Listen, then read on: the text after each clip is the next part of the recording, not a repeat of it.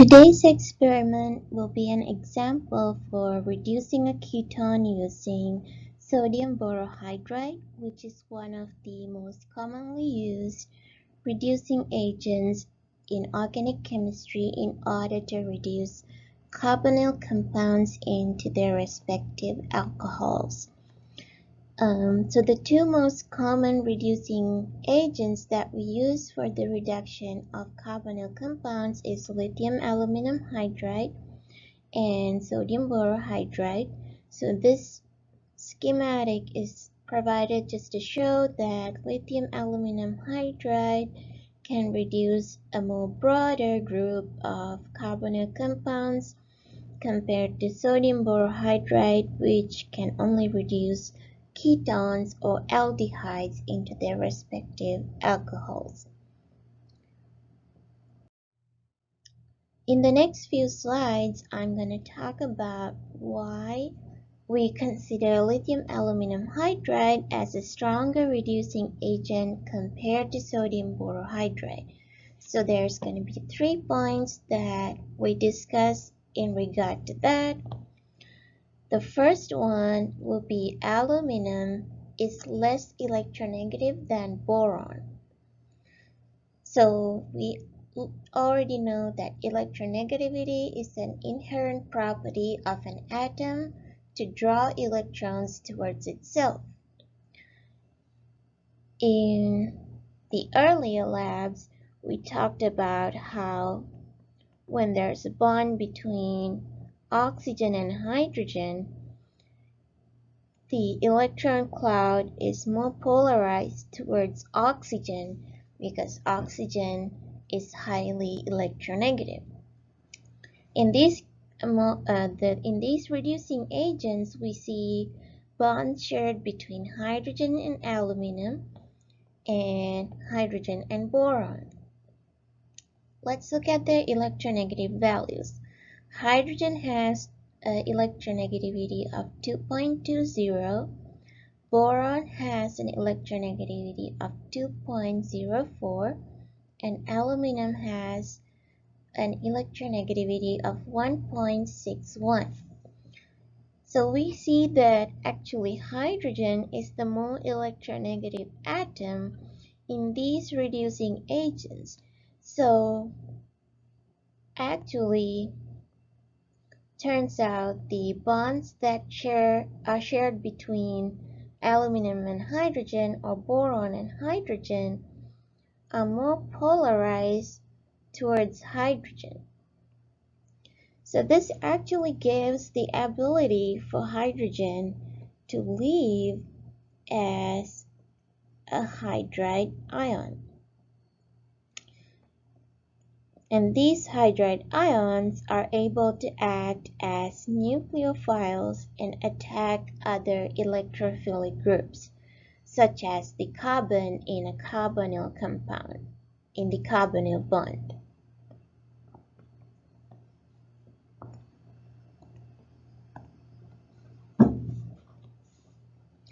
Since aluminum has a very low electronegativity even compared to boron, it's going to be much more easier for hydrogen to leave as a hydride ion from the aluminum hydride complex compared to a hydrogen leaving the boron hydride complex. So that's why we consider lithium aluminum hydride as a stronger reducing agent because the hydride ions can be produced much more easily. And since it's highly reactive, we can't directly use it in protic solvents, unlike sodium borohydride that can be used in protic solvents such as ethanol. So ETOH stands for short for ethanol. The second reason is the lithium ion is better at stabilizing the negative charge on the carbonyl carbon during the reaction mechanism compared to the sodium ion. So what happens actually in the mechanism is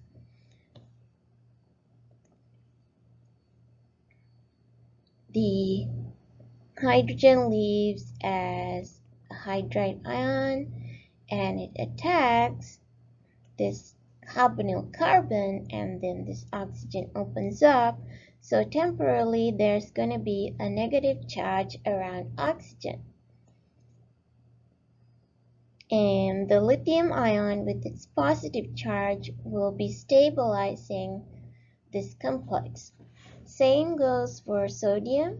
So the hydrogen will leave as a hydride ion, undertake a nucleophilic attack to the carbonyl carbon, and the resulting complex, the negative charge of this oxygen will be stabilized by sodium. But lithium is much better at this stabilizing activity because lithium has a smaller ionic radius compared to sodium.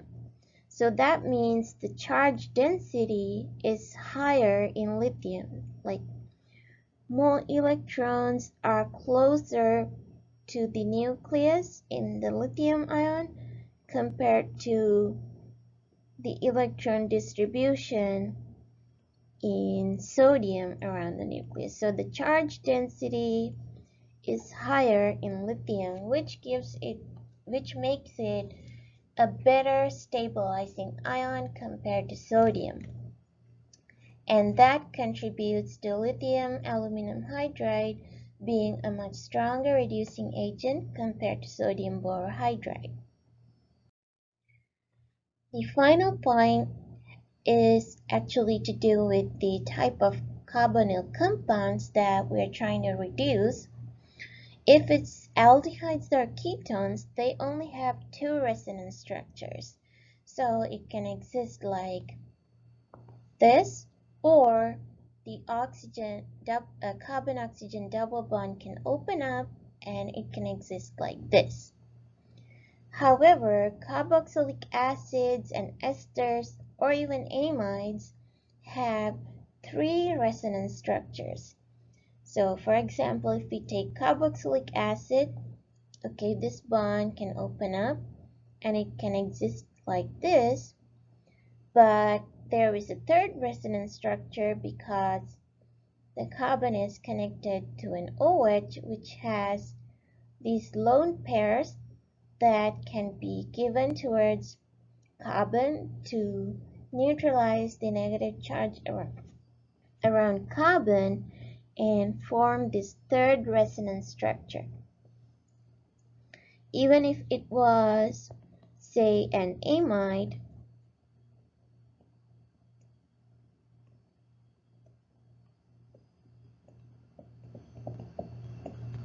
nitrogen has a lone pair, so it can undertake the same steps to form three resonance structures. So we learned that the more resonance structures that are available for a certain compound, the more stable it is. It's because it has more ways to distribute its electron cloud around the molecule, so it is more stable. And it's harder to reduce more stable carbonyl compounds compared to less stable ones. So in order to reduce these highly stable carbonyl compounds, we need a stronger reducing agent, and lithium aluminum hydride is the only one that's able to do that from when we compare that against sodium borohydride.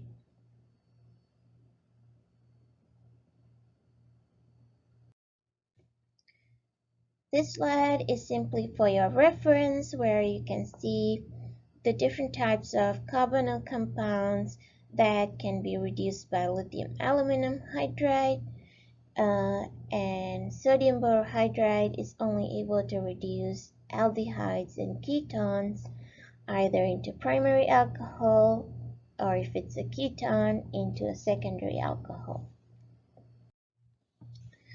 In the experiment we do today, as an example of a reduction reaction using sodium borohydride, we are reducing 4-butyl cyclohexanone into its respective alcohol. And the reason we're doing this using sodium borohydride instead of lithium aluminum hydride is, if you were actually performing this physically in a lab, it's much safer to use sodium borohydride because it's less reactive, so it's not as aggressive as lithium aluminum hydride, so it's much safer for the students to use in the lab environment and follow an example of carbonyl group reduction. Let's take a look at the mechanism of the reduction of 4-butyl cyclohexanone using sodium borohydride. What happens is, first, a hydrogen will leave the borohydride complex as a hydride group, and that will undertake a nucleophilic attack on the carbon of the carbonyl group, causing that hydrogen to add itself to that carbon atom, and this oxygen will now have a negative charge which will be stabilized by the sodium ion. That is the first step, nucleophilic attack by hydride. Next, we have protonation by ethanol, which serves as the protic solvent. So we have an OH group in ethanol, and this oxygen is going to attract the electrons it shares with the hydrogen towards itself, and that makes this oxygen grab that hydrogen and form an OH bond. So now this carbon atom is reduced, and the compound itself is reduced from a ketone to an alcohol. What we understand when we say a compound was reduced, that means this particular atom that used to contain this functional group, now it has a lower oxidation number, or we can explain it as that atom gained electrons, or else it gained a proton. All of these explanations are correct when we're describing the reduction process. Then what happens to the rest of the ethanol molecule?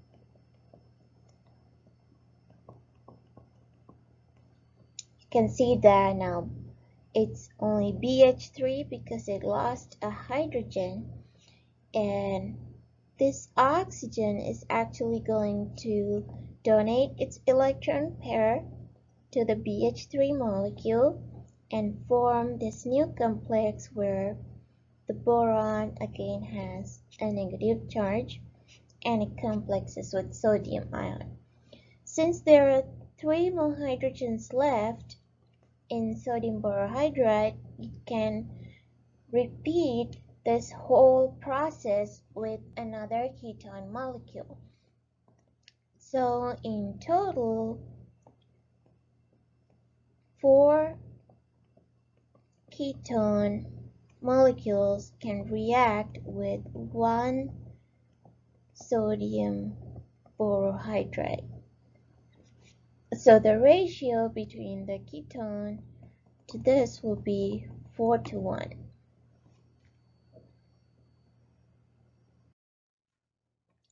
In the next couple of slides, I'm explaining the procedure, the steps that we follow in this experiment. First of all, we measure the required amount of 4-butyl cyclohexanone, 10 milligrams of sodium borohydride, and 1 ml of ethanol. Mix it all and let it spin for about 30 minutes to allow the ketone to be reduced to the alcohol, and we perform this reaction at room temperature.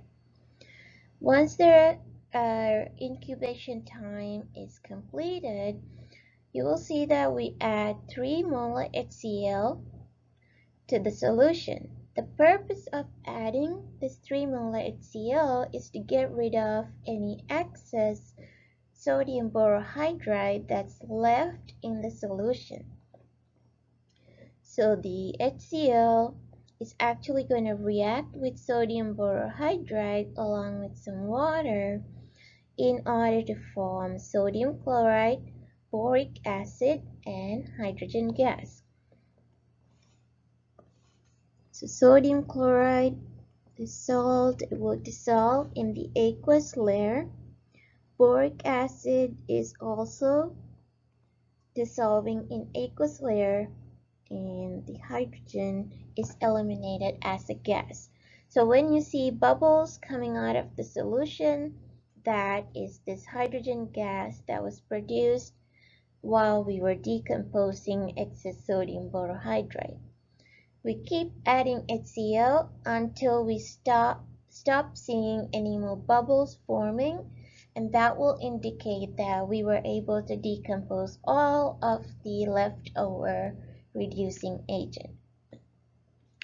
Once we've done that, we will add 1 ml of dichloromethane, which is the extraction solvent today.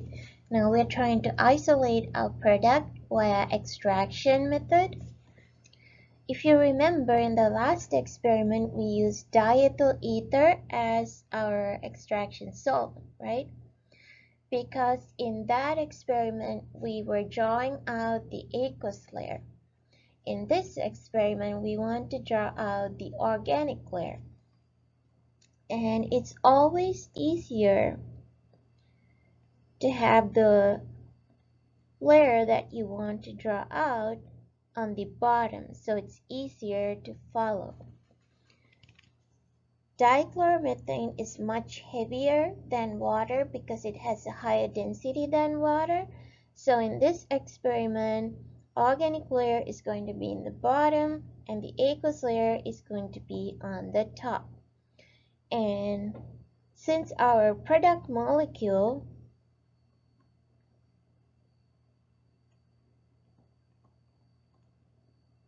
four-third butyl cyclohexanone is a largely non-polar compound. This whole part is largely non-polar even though we have an OH group. So it's going to dissolve readily in dichloromethane because like dissolves in like. By drawing out this dichloromethane, we are able to extract as much of the product, the alcohol product, from this solution mixture. We draw out the organic layer and we will collect it in a 25 ml Erlenmeyer flask. Then we're going to dry that organic layer by adding anhydrous sodium sulfate, just like in the previous experiment. The purpose is to absorb any traces of moisture present in the organic layer. We will be decanting that dried organic layer into a 10 ml beaker with a boiling chip in it, and we will gently heat this mixture in order to eliminate the extraction solvent. So the extraction solvent dichloromethane has a boiling point at 39.75 Celsius, and the boiling point of our alcohol product is 110 to 115. So when we gently heat this, we're evaporating the dichloromethane because it has a low boiling point, and what is left will be our product alcohol. We will see when we heat this, we see bubbles coming up around the boiling point. So this bubbling indicates the dichloromethane is getting evaporated. Once that bubbling stops, that indicates that all of the dichloromethane or all of the extraction solvent is now evaporated from the solution, and we can take it off the heat and let it cool down. So what is left will be our product, which will be left as a residue. Once we have that, we can obtain the actual weight of the product and also obtain an IR spectrum to analyze whether we have the expected product. So you can take a little bit of this residue, dissolve in a little bit of dichloromethane, and add a couple of drops onto a sodium chloride salt plate, sandwich with another plate, and then we can do IR analysis following the salt plate method.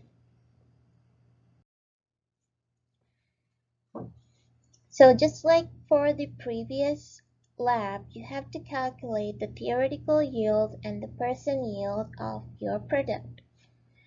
The major reagent that we want to focus on is 4,3-butyl cyclohexanone. So this is its molecular weight, and we were asked to measure this number of moles.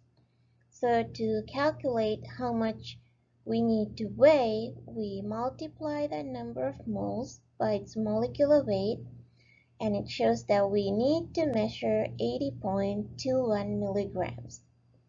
As an example, let's say we actually measured 100 milligrams. Now we have to back calculate and see how many number of moles did we actually use for the experiment. So you divide the actual weight by the molecular weight in order to get the new number of moles. The reaction ratio between butyl cyclohexanone and butyl cyclohexanol is 1:1. That means if 1 millimole of the ketone reacted, theoretically we should expect 1 millimole of the hexanol to form. Remember earlier I said 4 of these ketones can react with 1 of the sodium borohydride.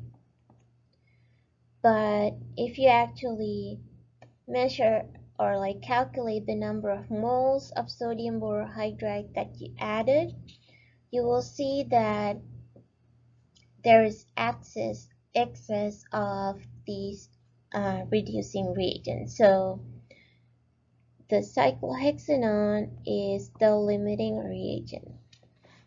So if we reacted 0.648 millimoles, we are theoretically expecting 0.648 millimoles of the alcohol product to form. To get the theoretical yield, we multiply that number by the molecular weight of the alcohol, and we obtain the theoretical yield. The actual yield you obtain experimentally, then you can calculate the percent yield by actual yield over theoretical yield times 100. Finally, I want to compare an IR spectrum for the 4,3-butyl cyclohexanone side by side with an IR spectrum for 4,3-butyl cyclohexanol. So you can see for the ketone, you see this very sharp peak around 1700, which is for the stretch of the C-double-O bond. And in addition, we have the CsP3 stretch, and possibly maybe CH3, CH2 bending around here. But this is the main peak that we are interested in. Once it is reduced and we obtain the IR spectrum for cyclohexanol, we want to see that peak, which used to exist around 1700, is now completely disappeared. That indicates that our reaction was very successful and all of the ketone has been reduced into an alcohol. And the other evidence will be this broad peak appearing around this region, which is actually for the stretch of the OH bond. So now it's an alcohol, it has an OH bond, so we expect to see the broad peak for OH. So those are indicating our experiment was successful. Let's say that we still had a peak for the carbonyl group. What would this indicate? This means that our reaction was not 100% successful. We still have some ketone that was not reduced, that is now isolated with our product. What you can do is redo the experiment and let it react for a longer time period than the 30 minutes that we did, in order to allow sufficient time for all of the ketone to get reduced. So you'll be able to analyze the IR spectrum that's provided for this lab. And if you have any questions, feel free to contact me via email, or make sure you come for the office hours on Monday during class time. And I think the lab report template is pretty straightforward. It's almost the same as you did for the previous lab. For the conclusions, you can explain what you see in your IR spectrum for the alcohol. You can comment on whether the peak for carbonyl group has completely disappeared, or if there's still a little bit of left. Why is that? Do you see a OH peak? What does that indicate? And things like that. So that will be all for this lab. Again, if you have any questions, feel free to contact me. Thank you.